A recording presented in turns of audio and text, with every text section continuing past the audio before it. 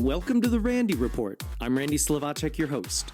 I'm also the writer and editor of therandyreport.com, where you can find me every single day on the internet reporting on the daily news cycle in terms of politics, pop culture, and entertainment news of interest to the LGBTQ community and its allies.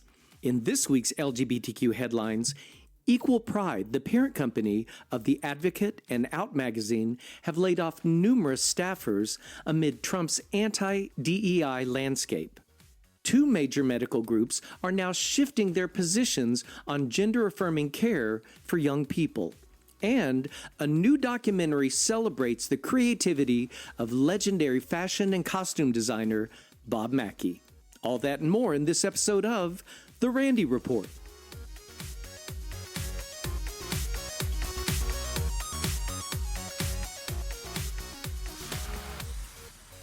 Rob Jetten, an out gay man with a fiancée, is officially the Prime Minister of the Netherlands. He is the first out LGBTQ person to hold the position. Dutch King Willem-Alexander swore in Jetten at a ceremony last week. At 38 years old, Jetten is also the youngest person to head the country's government. His campaign last fall focused on a "Yes, we can" message to contrast with his far-right opponent, Geert Wilders, who campaigned on an anti-Islam sentiment. Last November, Jetten said in a statement, "I think we've now shown to the rest of Europe and the world that it is possible to beat the populist movements if you campaign with a positive message for your country." Also part of his profile, Jetten is engaged to Olympic hockey player Nico Keenan. The couple met in 2022 and have been together ever since. In 2024, they announced their engagement with plans to marry this year. Congratulations to the Netherlands and to the happy couple.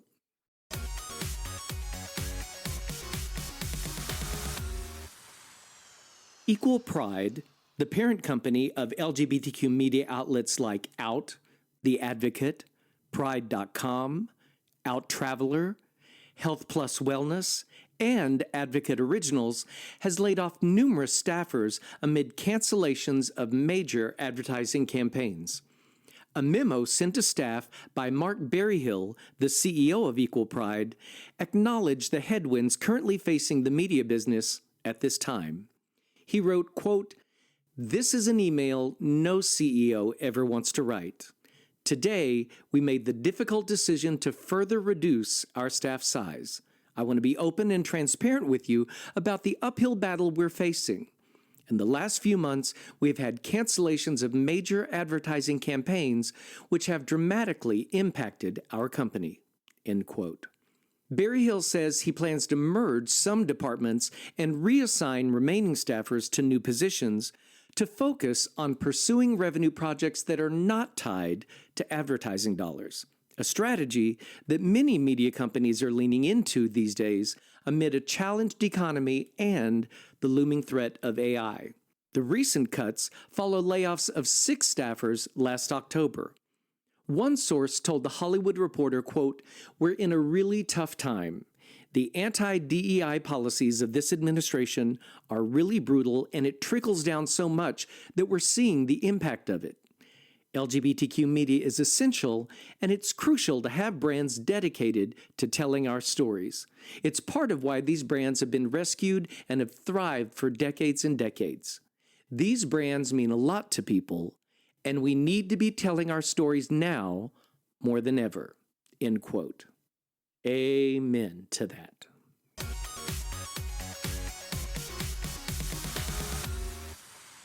An estimated 16,000 people living with HIV in Florida are now at risk of losing access to HIV medications after the state's Department of Health issued an emergency rule that drastically reduces the number of people who are eligible for the state's AIDS Drug Assistance Program. The emergency rule, issued last week and now in effect, reduces income eligibility for the program, which since 1996 has helped low-income people afford HIV and AIDS medications.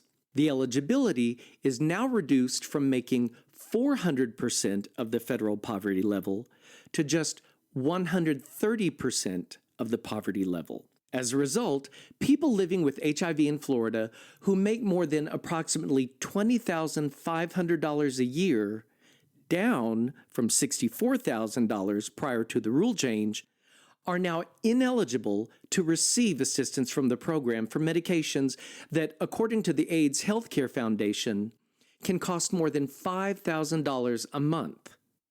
Now, try handling the cost of those meds, making $30,000 or $40,000 a year. Fix it, Florida.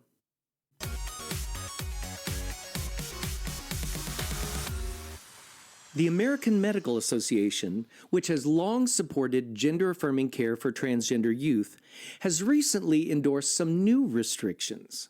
The AMA now recommends that any gender-affirming surgeries be delayed until adulthood. While genital surgery is almost never performed on minors, some teens do undergo top surgery or facial modifications. Gender-affirming care for youth more commonly includes puberty blockers, hormone therapy, social transition, and counseling. The AMA's policy shift came a day after the American Society of Plastic Surgeons issued a, quote, position statement, end quote, recommending that surgeons delay breast or chest surgeries, genital surgeries, and facial surgery on trans patients until they are at least 19 years old. It's worth noting, however, that in 2019, the group opposed attempts by states to restrict transition care and said plastic surgery services can help gender dysphoria patients align their bodies with whom they know themselves to be and improve their overall mental health and well-being. The Plastic Surgeons Group emphasized that it is making a recommendation and not establishing a new clinical practice guideline, and that it opposes criminalizing healthcare. The shift comes as Donald Trump's administration pressures healthcare providers to limit or stop gender-affirming care for transgender people, particularly children. Gender-affirming care for minors has been under attack from conservative politicians for several years now. 27 states ban all or some such care for minors, and the U.S. Supreme Court recently upheld Tennessee's law restricting the treatment. A year ago, Donald Trump signed an executive order banning federal funding for any institution that provides treatment to people under 19. In light of that order, numerous hospitals have stopped providing gender-affirming care to young people, fearing the loss of funding.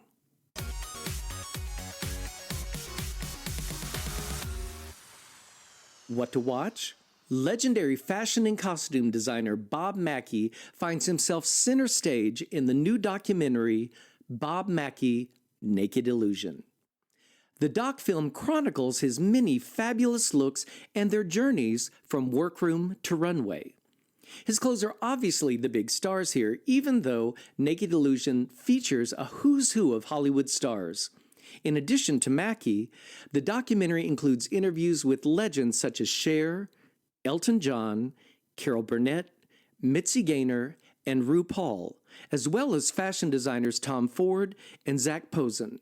Sparkling like a Mackie dress on the stage, the film is an energetic and engaging escape.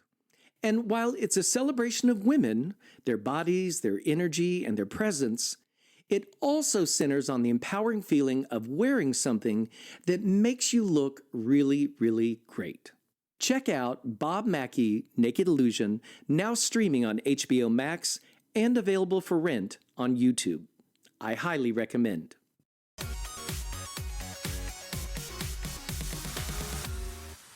And that brings me to the end of this episode of The Randy Report. If you enjoy catching up on LGBTQ news in a quick podcast, I'd appreciate it if you'd share it with your friends. Also, make sure to hit that subscribe button so you don't miss an episode. I like to think of The Randy Report as the 60 minutes of gay news, only shorter. And remember, you can find me every single day on the internet at therandyreport.com, where I cover the daily news cycle in terms of politics, pop culture, and entertainment news of interest to the LGBTQ community and its allies. Thanks for listening, folks.